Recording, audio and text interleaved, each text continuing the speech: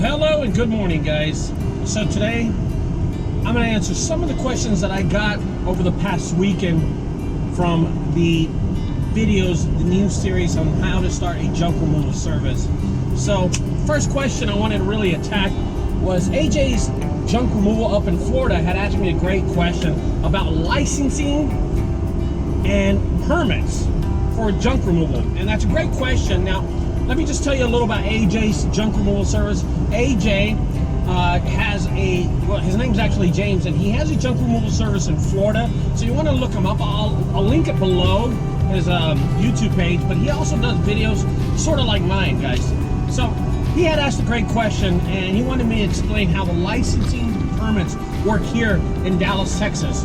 Well, I'll tell you something, AJ, and to all the subscribers, there's not much down here. To do junk removal in Dallas, Texas, you don't need a special permit. There is not a disposal permit to go to people's house that you need everywhere in the Metroplex, okay? So there is no permit or a sanitation permit. As a matter of fact, the only permit we carry, or the only insurance we carry, is our truck insurance, because our truck insurance actually covers our trailer. And I don't know how it is in other states, but here in Texas, if you have insurance in your truck, it automatically covers your trailer too. Okay, so there's one for you. Now the second thing I wanted to talk about is anything bonded insurance or commercial insurance for your business. Okay, now if we go into a building such as a commercial building or an apartment complex or a big old warehouse or something that's on a floor, usually management of that building asks for us to get insurance. And here's where it gets kind of tricky. They ask us to see our commercial insurance and see if we're insured for over $1 million, or they ask us to get a bonded insurance for $1 million. Well, honestly, we rarely do those jobs. Listen, if the job is $500 and you call to get it bonded, it's usually about $250 bucks. It's just not worth it wasting your time to get the insurance, going up then, and then on the insurance you have to endorse it, and then you endorse it to the management company's name, and after it gets into that point, I'm telling you, you don't want to get there, man. You don't want to waste your time doing that. Okay, we do not do a lot of commercial jobs when it comes to apartments. Actually, when they call me and they ask me, a big commercial business, ask us if we're bonded in insurance, usually I tell them no, it's trash, we're not going to damage it anyway, and they usually just look the other way and let us do the job anyway. But sometimes they just want to know, okay? So that kind of insurance we don't really carry that much. What we do carry is our commercial policies for our trucks that I mentioned earlier, okay? So guys, that's it. Now, in Texas, Sean from Louisiana, he owns Junk Bus. In Junk Bus, he tells me that his trailers need to be DOT'd. They need to be with the Louisiana State Department and registered. The trailers have to have a special insurance, special loading insurance. And I was like, whoa, here in Texas, they don't have anything like that, man. If you're under a 16-foot trailer, you're really your money here. So all our trailers are in 16 foot, so we don't worry about that. Other than that, guys, you know, I hope that clarifies questions or things you wanted to ask me about the permits and insurance. Okay, we here in Texas do not have a special permit. Now at the landfill, I will tell you that when we go to the landfill, we just register with them. It's really easy, it's not hard. They have our name down. They already know me by my name. They know my trucks, they know all the vehicles that we own. So they see us and they're like, okay, just go by. They see us every day, you know, 2 or 3 times a day. So they know Vic, they know Tony's truck, and they know my truck. So, you know, it's not a big deal. And they already have the weight down to our truck. So if it's dumping in the city of Dallas, we have no problem, okay? I want to answer another question, recycling aspect of the business.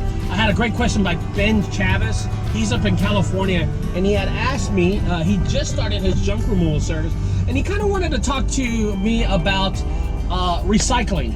What do we do? Well, guys, it's really simple. Here's an example. If we drive to a house that's in Fort Worth, Texas, and we look and the lady needs her trampoline removed, a treadmill, a washer and dryer, and a mattress, okay? Everything that's recyclable is the trampoline. Now, not the material, just the poles, the washer and dryer, the treadmill, the bicycle, but the mattress is not recyclable. We cannot recycle on the mattress, okay? There's no recycling that. But everything else, what we do at the end of the week, we will stack it into one of our 15-yard dumpsters, which I'm probably showing you right now.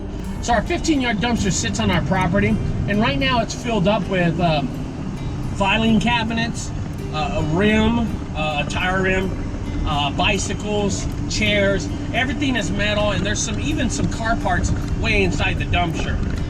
We are going to recycle that, and we usually recycle those every weekend just to make some extra cash. I mean, it's extra gas money, but we have a 15-yard dumpster on the property at all times. Now, we do not mention that we rent out the 15-yarder. We don't like renting it out. We use it more for recycling at the end of the week. We use all our 12 yards for junk removals and dumpster deliveries, okay? So that's one of the aspects of us removing junk and recycling. Last week, I picked up a washer and dryer, and Ben had asked a great question again. He asked me if I donate stuff. I'm gonna tell you guys, we're a big old donating business. I picked up a washer and dryer. It was really nice, practically new. Practically new. They did not need it anymore, and I donated it. I gave it to a family. Right across the street from our facility is a cement company, and they have a lot of how can I say, Hispanic workers with big families. So usually we go over there and we tell them that we have something. They come over and they take a look at it and grab it if they need it, guys. But we help out a lot of people too. If there's somebody that needs it that we knew about it, we donate it to them. And another thing, we donate to my mother's church. She will ask me if we have something. I will tell her we do, and then they'll usually come down and see us, and they'll usually take it. So the donating part of it is time consuming, but it is something that we do on the side. We like to give back. We like to pay it forward, guys. And I hope y'all do too. And I hope this video that I'm doing right now helps other small businesses. Listen, you ain't gotta make money off everything, guys. You don't have to put everything on Craigslist.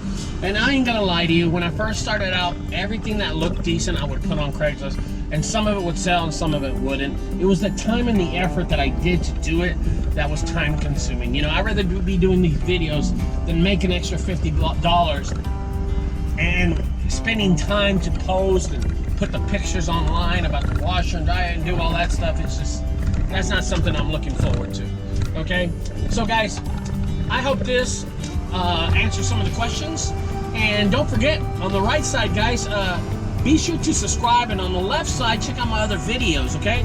This is a new series, guys, on how to start a junk removal service.